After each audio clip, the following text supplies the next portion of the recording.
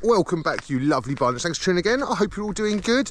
Oh, I've got a confession. I'm a little bit hungover today, so I might be a little bit slower than normal, which in fact might be good for you lot, because it might mean that I speak slow enough for people to actually understand me. So as I was getting ready to go out today, I was going through my usual process of losing things. I lost my GoPro for about 30 minutes, lost a shoe, then lost my phone. Basically, I walk around the house looking for things and losing things at the same time. It's really frustrating. So I've said it before, going for a bike ride is a really good cure for a hangover. You go and like sweat it out. But you know what else is really good for a hangover? Like fresh kit and fresh shoes. Look how shiny, oh my God. They're so bright. I have to wear sunglasses to look at them. But it did actually get me thinking. I was going to talk about the inaccessibility of it and how it's like expensive and it's getting more expensive. It is a well posy sport, isn't it? Like, I don't know, do you agree? Like, have people like me made it more posy? Like, am I part of the problem? Are influencers like myself part of the problem? Like with like fresh kit, shiny shoes, like posh bikes, you know? Everyone loves this stuff, we all love it. This wasn't what I set off to talk about today. I was just going to be like, what sort of cyclist are you? Are you like a posy cyclist? Are you a non-posy cyclist? Like, I'm a poser cyclist. I love shiny kit, I love shiny bikes, you know? Like, I'm well into bikes, and I don't see anything wrong with that, you know? Like, you don't have to have the nicest stuff in order to enjoy riding the bike. I do it for a job, and I love it. I love fresh kit. Do you know what I mean? I love like nice socks, you know? To some people that don't cycle, getting dressed up in super tight clothes and shaving their legs and prancing about, it's like not for them, and they'll just find it weird, you know? I mean, not everyone's going to spend like a few £100 on a pair of shoes. I mean, what is it? The new Campag group set, it's like £5 grand. I mean, it's insane. Has the world of cycling just gone mad? Now I'm feeling like I'm part of the problem. Damn it. I'm going to go and ponder my life choices whilst riding this way and take you guys with me, I guess. Right, let's go.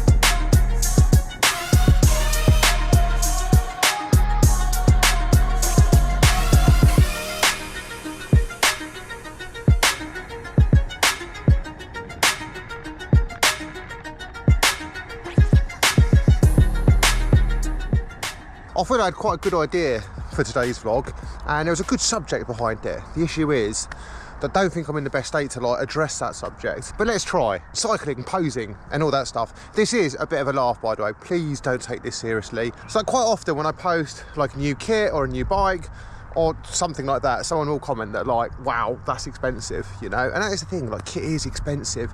I'm really lucky. Like, obviously part of my job is I provide promotion for brands, and I feel like with kit, if I'm doing a proper kit review and like a comparison, that I can't charge someone for a review, because then it's not a review, like they're paying me. Do you know what I mean? So yeah, I have got this kit for free, but that doesn't mean that I have to say something nice about it. I haven't used it enough really to say anything about it at all. But back to the very deep subject of cycling and posing. I think cycling became like the new golf a while ago, and I don't really know anything about golf, but I think it's a pretty posy sport, you know? I mean, as a cyclist, I think I can say this, like, we wear some funky outfits, but golfers, I mean, they definitely top it, right? I'm all stoked, I've got shiny shoes and like fresh white socks, you know? Might not be for everyone. I was going to ask, like, what is the most posy of like the disciplines? I think the least posy is probably like bike packing. I mean, there's still like poses in every field. I'd say, you know, that's more of the practicality, just going and getting it done. The old like fixed gear crit days, I mean, they're still kind of going on, but the red hook days, that was a very posy one. I think that's why I liked it so much, you know? Everything's like really flamboyant and fun and posy, you know? Is it, maybe posy is not the right word. Nah, like, but cyclists are posers, aren't they? I mean, 100%, you know, there are people that ride like a 15 grand bike to a coffee shop, have a coffee and then ride it back home and don't ride it all week. Is that me?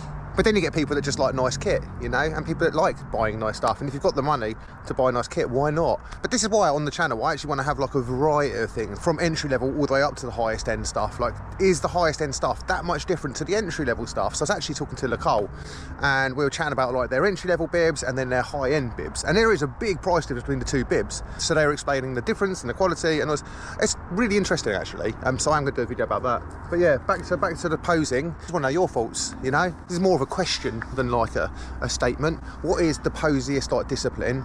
Gravel's quite posy, isn't it? I mean, I myself, I'm part of the problem.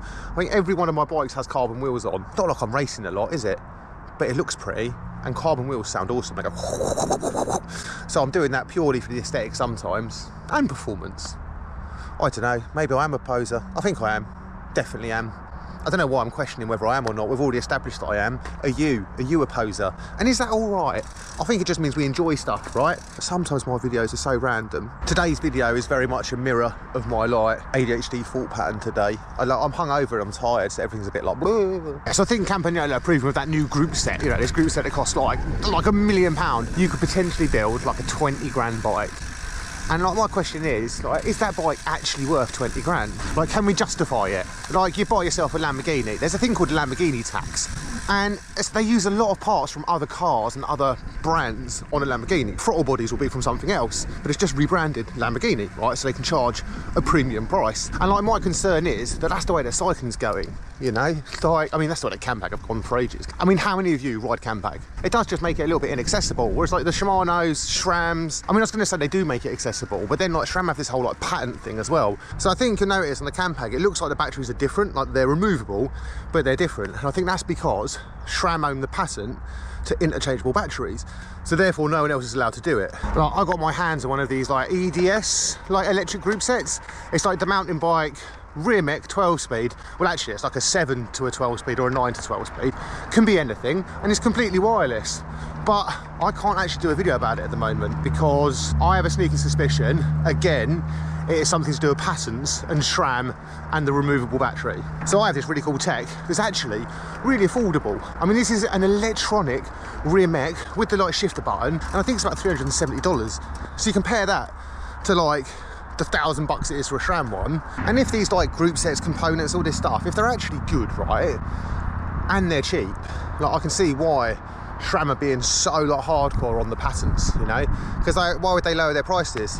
You've pretty much locked in the market. There's only like 3 major group set manufacturers, you know, and like, people are quite loyal to them. So if someone comes along doing something similar to you but much cheaper, it can totally screw you over. But from a consumer point of view, that makes me feel like, well, what's your markup? I mean, there's always this whole R&D research thing, right? Which is often used to justify like very high prices.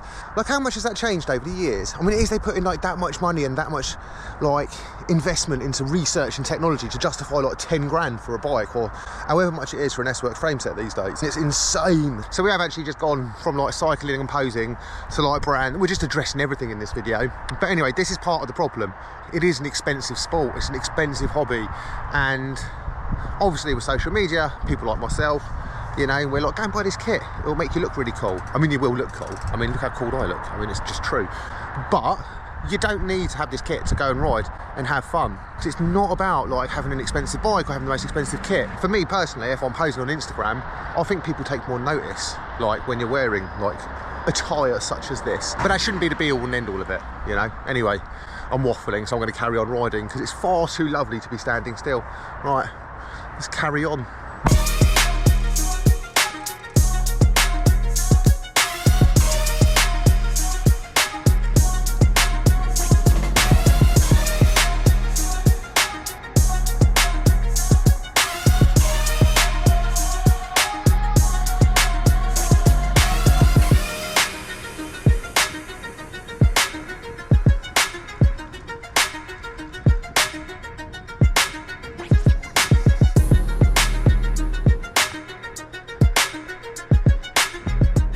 I mean, as per usual, it was a bit of a random vlog today, because this is my issue.